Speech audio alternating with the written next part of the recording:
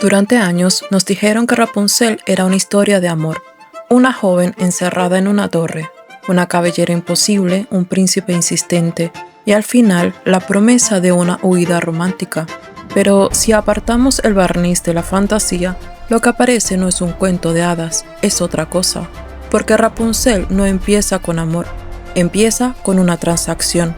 Empieza con una pareja desesperada, con una mujer embarazada, con hambre, miedo y precariedad, y con un padre que cruza un huerto ajeno para robar unas hierbas, no para salvar el honor, no para conquistar a nadie, sino para sobrevivir. Y cuando lo descubren, el precio no es dinero, el precio es la hija que todavía no ha nacido. Así que no, Rapunzel no es, en su origen, la historia de una princesa esperando el amor. Es la historia de una menor convertida en moneda de cambio. Hoy en Snow SC abrimos el expediente de una joven aislada, apropiada y criada bajo control total. No para preguntarnos si la bruja era mala, sino para preguntarnos algo más incómodo. ¿Qué tipo de sociedad permite que una niña sea entregada como pago? Para entender Rapunzel hay que retroceder, mucho antes de Disney, mucho antes del romance, y mirar el mundo del que sale este relato. En la Europa preindustrial, la familia no funcionaba como hoy la imaginamos. No era necesariamente un refugio emocional, era, sobre todo, una unidad de supervivencia. Se comía o no se comía en grupo, se trabajaba o se caía en la miseria en grupo, y en ese contexto brutal, los hijos no siempre eran vistos como individuos con derechos, sino como parte del patrimonio familiar. Fuerza de trabajo, continuidad del linaje, recurso negociable. Por eso el famoso antojo de la madre no debería leerse solo como una anécdota pintoresca. No es simplemente una mujer embarazada deseando perejil. Es un síntoma de escasez, de vulnerabilidad, de una casa donde el cuerpo ya está hablando el lenguaje de la necesidad. El padre roba y lo atrapan. Y la figura poderosa del relato exige una compensación. No un castigo proporcional, no una multa, no una reparación, exige al bebé. Y ahí se rompe todo, porque lo que debería ser protegido por la familia es entregado por la familia. La patria potestad deja de ser cuidado y se convierte en cesión. La hija deja de ser sujeto y pasa a ser valor de intercambio. Ese es el verdadero arranque del caso Rapunzel, una niña prometida antes de nacer para saldar una deuda de subsistencia. No hay magia en eso. Hay biopolítica doméstica, hay precariedad y hay una lógica terrible. Cuando el sistema aprieta, el cuerpo del más vulnerable se vuelve negociable. Una de las cosas más interesantes de Rapunzel es que la figura que se lleva a la niña cambia según la versión. A veces es una ogra, a veces un hada, a veces una bruja, como la famosa Madre Gothel. Pero aunque cambia el maquillaje simbólico, el mecanismo es el mismo. La captora toma a una menor, la separa de su familia de origen, la cría fuera del mundo, la aísla, la controla y le impide construir una identidad propia. Eso no es maternidad, eso es apropiación. En la versión más antigua, la ogra encarna el hambre devoradora, una lógica donde el poderoso usa al débil como recurso. En la versión aristocratizada, el hada transforma el encierro en lujo, una niña convertida en objeto precioso, conservada como una pieza exclusiva. Y en los Grimm, la bruja moraliza el cautiverio, ya no secuestra por simple utilidad, sino bajo una excusa que sigue siendo escalofriantemente actual. Te encierro por tu bien. Y ahí aparece una idea muy moderna. El abusador que se presenta como protector, la figura de control que aísla a la víctima del exterior, la convence de que el mundo es peligroso y de que solo dentro de la jaula existe seguridad. Eso convierte a la torre en algo más que un escenario. La transforma en un dispositivo de aislamiento. No tiene barrotes, pero impide salir.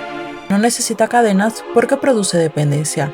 No hace falta golpear todo el tiempo cuando ya lograste que la víctima adapte su vida completa a tus reglas. Rapunzel creció en un espacio sin comunidad, sin pares, sin contraste, sin mundo.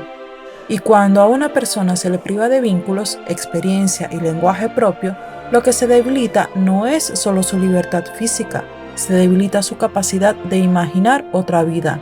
Ese es el verdadero poder de la captora, no solo encerrar al cuerpo, sino colonizar la percepción. Tendemos a pensar que las torres pertenecen al pasado, que eso era antes, que hoy una historia así sería imposible. Pero Rapunzel sigue siendo actual precisamente porque la torre cambió de forma. Hoy no siempre se encierra con piedra, a veces se encierra con culpa, con vigilancia, con dependencia económica, con sobreprotección asfixiante, con chantaje afectivo, con manipulación psicológica. La torre moderna puede ser una casa donde una hija nunca aprende a decidir, puede ser una relación donde el control se disfraza de amor, puede ser un entorno donde se aísla a un menor del resto del mundo para cuidarlo, cuando en realidad se le está anulando. Y el cuento deja una pista brutal. Rapunzel no nace en la torre, la llevan allí. Eso significa que el encierro no es natural, es una construcción, una decisión, un régimen impuesto. Y como todo régimen de control, necesita repetición. Necesita rutina, necesita convencer a la víctima de que no existe otra cosa. Por eso la imagen del cabello es tan potente. En la versión romántica, el cabello es solo belleza. En una lectura más incómoda, el cabello es utilidad. Es el mecanismo por el que otros acceden a ella. Es una escalera, su instrumento, su función. Rapunzel no solo está encerrada, también está reducida a ser una herramienta. Y cuando una persona empieza a ser valorada solo por aquello que ofrece, su obediencia, su imagen, su cuerpo, su rendimiento, ya no estamos hablando de afecto, estamos hablando de cosificación. Ahora bien, llega el príncipe y con él la lectura romántica de siempre, pero conviene hacer una pausa, porque el príncipe no libera a Rapunzel derribando la torre, ni enfrentando desde el inicio a quien la mantiene cautiva. Lo que hace es descubrir la misma vía de acceso que ya utilizaba la captora, el cabello. Y ahí está lo inquietante. Rapunzel sigue estando dentro del mismo sistema de encierro. La torre sigue en pie, la vigilancia sigue existiendo, el control no ha desaparecido. Lo único que cambia es que, por primera vez, alguien ajeno a ese régimen logra entrar en su mundo. Por eso la historia no presenta una liberación inmediata, presenta una grieta. No hay justicia colectiva, no hay comunidad que intervenga, no hay un rescate limpio.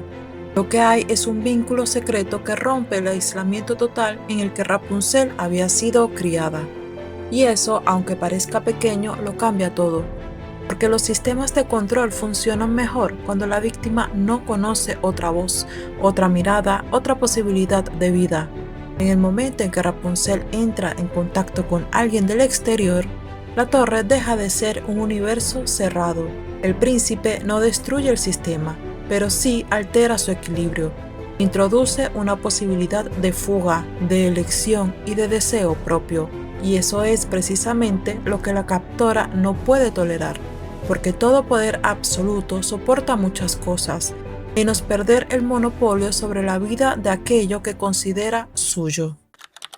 Uno de los momentos más duros de Rapunzel llega cuando la muchacha queda embarazada. Y aquí el relato se vuelve despiadado, porque la joven que durante años fue retenida, vigilada y administrada deja de ser útil en el momento en que su cuerpo ya no responde al diseño de la captora. La niña perfecta, la criatura intacta, la posesión exclusiva. Todo eso se rompe cuando Rapunzel recupera su independencia biológica y afectiva. Entonces la bruja no corrige, no perdona, no reeduca, la expulsa, la manda al desierto. Y esa escena merece ser leída como lo que es: un abandono deliberado en condiciones hostiles, no una rabieta, no una lección, sino una violencia de exclusión radical. Mientras sirve, se conserva, cuando cambia, se desecha. Es la lógica del objeto, y pocas veces aparece tan desnuda como aquí. La torre era control, el desierto es descarte, pero el cuento introduce una inversión importante. Fuera del encierro, Rapunzel empieza por fin a existir como persona y no como posesión. Ya no está bajo la mirada de quien la vigilaba, ya no está reducida a obedecer, ya no está suspendida en una infancia artificial diseñada por otro. Sobrevive, sí, pero más importante aún, continúa su vida fuera del dispositivo que la definía. Y ahí está la verdadera fractura del relato, porque el sistema que pretendía protegerla no la hizo fuerte, ni libre, ni plena, solo la mantuvo inmóvil. Lo que demuestra el cuento, en el fondo, es algo mucho más incómodo. Rapunzel no florece dentro del cautiverio, sino después de haber sido arrancada de él. Por eso, Rapunzel no debería leerse como una fantasía romántica con trenzas largas y final luminoso. Debería leerse como un expediente de una menor entregada por deuda, aislada por una figura dominante, utilizada como objeto de control y expulsada cuando dejó de encajar en el molde. Es, en el fondo, una historia sobre cómo una sociedad puede normalizar el cautiverio si ese cautiverio viene vestido de costumbre, cuidado o moral. Y quizás lo más inquietante del caso no sea la torre medieval, sino todas las torres modernas que aún seguimos llamando amor, protección o familia, incluso cuando asfixian. Rapunzel no necesitaba un castillo, necesitaba salir del régimen que la había convertido en posesión. Y esa parte es la que el cuento infantil rara vez se atreve a decir en voz alta. Aquí sí, porque algunas historias no hablan de princesas, hablan de personas encerradas y de los sistemas que le enseñan a llamar con cariño a la jaula. Buenas noches y por favor, no romantices el encierro.